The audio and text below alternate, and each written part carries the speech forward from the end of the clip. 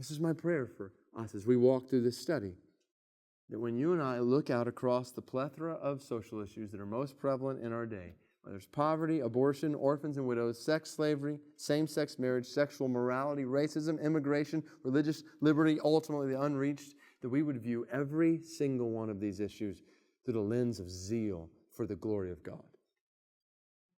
That's where countering culture must start. When we see poverty in the world, we are provoked to act. Why? Because we long for God to be praised as the defender of the poor and the helper of the weak. If we can't sit back silently, if He's not being praised, it's these things. When we see abortions, we're provoked to act. Why? Because we long for God to be glorified as the author of life, who creates every single baby beautifully in His image. When we see the orphan crisis in the world, we're provoked to act. Why? Because we long for God to be known as the father to the fatherless. When we see millions of girls trafficked for sex around the world, we're provoked to act. Why? Because we long for God's justice to be made known among those traffickers and God's mercy to be experienced by those whom they're trafficking.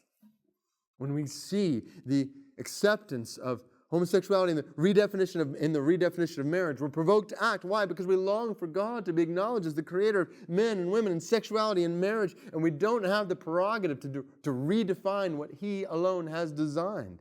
When we see racism, we're provoked to act. Why? Because God deserves the exact same praise from all peoples, tribes, tongues, and languages. So see it at the root of this. God, make us zealous for Your glory. May the anthem rise from our lips, our lives, across this culture in which we live, and across cultures to the ends of the earth, that You are the creator, sustainer, ruler, savior, father, king, judge of the world, and You deserve the praise of all people.